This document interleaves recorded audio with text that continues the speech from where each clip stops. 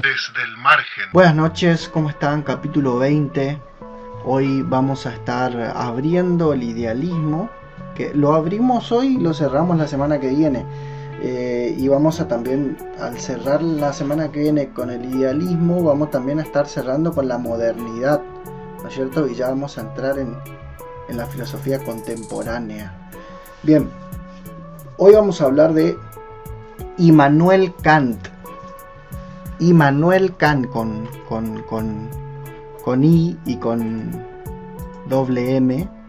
Immanuel Kant fue bautizado como Emanuel, pero cambió su nombre. Kant nació en el año 1724 en Prusia, ¿sí? Fue un filósofo y científico alemán, ¿sí? Immanuel Kant, como le dije, fue bautizado como Emanuel, pero se cambia de nombre a Immanuel tras aprender el hebreo. Entonces aprendió el hebreo y se copó por otro nombre y pasó a cambiarse a Immanuel. Era el cuarto de 9 hermanos, pasó toda su vida dentro de los alrededores de su ciudad natal, o sea, no viajó nunca más allá de 150 kilómetros. Fue el primero y el más importante del idealismo alemán. Es considerado como uno de los pensadores más influyentes de la Europa moderna y de la filosofía universal. Además, se trata del penúltimo pensador de la modernidad, como les dije, ¿no es cierto? El anterior a la filosofía contemporánea, que comienza en el año 1830 más o menos, tras la muerte de Hegel, que es con el que vamos a estar cerrando la modernidad, que obviamente es el último. Y lo vamos a estar viendo la semana que viene, ¿ok? Kant distingue 3 preguntas filosóficas que dedica a cada una en sus obras capitales, ¿sí? ¿Qué debo hacer? ¿Qué puedo esperar? ¿Y qué puedo conocer? En la crítica de la razón pura, calificada generalmente como un punto de inflexión en la historia de la filosofía, donde investiga la estructura misma de la razón. Además, se propone que la metafísica tradicional se puede reinterpretar a través de la epistemología, ya que podemos encarar problemas metafísicos cuando entendemos y relacionamos la fuente con los límites del conocimiento, ¿sí? Kant adelantó importantes trabajos en los campos de la ciencia, el derecho, la epistemología, la religión, la política, la moral y la historia, habiendo logrado inclusive una síntesis entre el empirismo y el racionalismo. Es algo así como el conciliador en este conflicto ideológico, ya que encontró como ese punto medio entre las dos corrientes, aceptando que si bien todo nuestro conocimiento empieza con las experiencias, ¿sí? O sea, con lo empírico, no todo procede de la experiencia, ¿sí? Dando también a entender que la razón juega un papel importante a la hora de interpretar lo que sea que estemos experimentando. Argumentaba que la experiencia, los valores y el significado mismo de la vida serían completamente subjetivos si no fuese por la razón. Y usar la razón sin aplicar la experiencia nos llevaría obviamente a ilustraciones teóricas, ¿sí? Casi por decantación. Entonces se encontró ese punto medio y a eso lo llamamos el idealismo. En su doctrina del idealismo trascendental, Kant argumentó que el espacio y el tiempo son meras formas de conocer y que estructuran toda experiencia. Por lo tanto, si bien las cosas en sí mismas existen y contribuyen a la experiencia, no obstante son distintas de los objetos de la experiencia. Bien, la ética kantiana es conocida por afirmar que existe una única obligación moral, a lo que llamó el imperativo categórico, ¿sí? Ya voy a ampliar esto, banquenme un cachito. Se deriva del concepto del deber. En Sobre la paz perpetua, su obra escrita en 1795, expone de la idea de que la paz se podía asegurar a través de las repúblicas constitucionales y la cooperación internacional, que quizás esta podría ser la etapa culminante de la historia mundial. Las ideas religiosas de Kant siguen siendo objeto de disputa hasta el día de hoy. El pensamiento kantiano fue muy influyente en la Alemania de su tiempo, puesto que proyectó la filosofía más allá del debate entre el empirismo y el racionalismo. Otros pensadores, como por ejemplo Hegel y Schopenhauer, se vieron a sí mismos expandiendo y complementando el sistema kantiano, de modo que con él justificaban el idealismo alemán. Hoy en día continúa teniendo una gran influencia en la filosofía analítica y continental. Kant es alguien a quien no podemos dejar de lado cuando hablamos de filosofía moderna, o quizás cuando hablamos de filosofía en general. Su obra es muy elaborada y un tanto compleja, quizás. No es algo que yo le recomendaría a alguien para iniciar a leer filosofía, por ejemplo, o para meterse en filosofía. Vivió durante la época de la Ilustración. ¿Qué es la Ilustración? Bueno, les voy a leer una definición del mismo Kant. La Ilustración significa el abandono del hombre de una infancia mental de la que él mismo es culpable.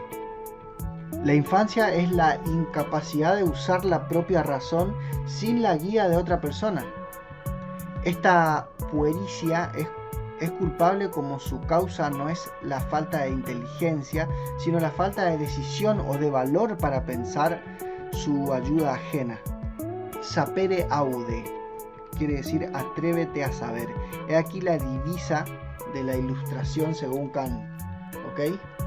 Lo que quiere decir es que la Ilustración es el momento en donde el hombre comenzó a pensar y abandonó la dependencia de otras instituciones o sistemas, aunque hoy todavía haya gente que se resiste a este salto increíble, ¿no?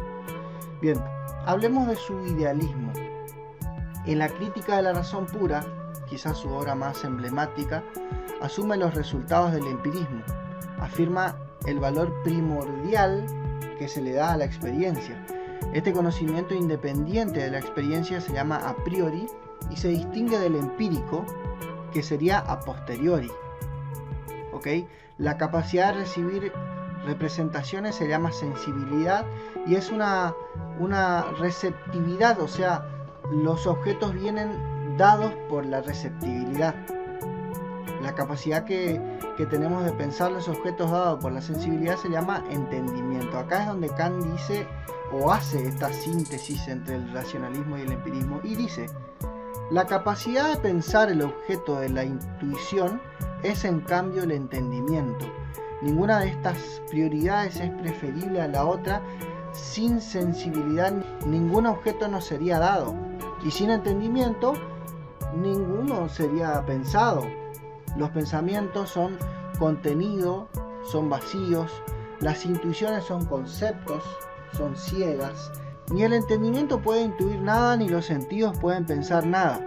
El conocimiento únicamente puede surgir de la unión de ambos. Por eso digo que logró esa conciliación y desarmó esa pelea entre ambos bandos, diciendo, bueno, dejen de pelearse, los dos son importantes y uno no puede sin el otro, como en el jardín de infantes le hizo darse las manos. Las intuiciones que se refieren a un objeto dado por las sensaciones se llaman intuiciones empíricas, y el objeto sensible constituido por la sensación y las formas puras a priori, que ya dijimos que es, de espacio y tiempo impresas por el hombre, se llama fenómeno. Asimismo, a las representaciones en las que no se encuentra nada perteneciente a la sensación se les llama puras. Bien, hablemos de el término más conocido de la ética kantiana. ¿Sí? Vamos a hablar del imperativo categórico. El imperativo categórico vendría a ser como una especie de mandamiento, o mejor dicho, mandato, para quitarle todo tipo de relación con la relación o otras ideologías parecidas. Sería un criterio, ¿sí? Sería un criterio que nos da la razón antes de actuar. En la obra Fundamentación de la metafísica de las costumbres, de 1785, Kant expone varias fórmulas del imperativo categórico. Nosotros nos vamos a enfocar en una, que es la que más escuché y por lo tanto la prioridad. La fórmula dice: obra de tal forma que tu máxima se vuelva una máxima universal. Obra de tal forma que tu máxima se vuelva una máxima universal. Les voy a leer lo que encontré y después lo explico según lo que pude comprender.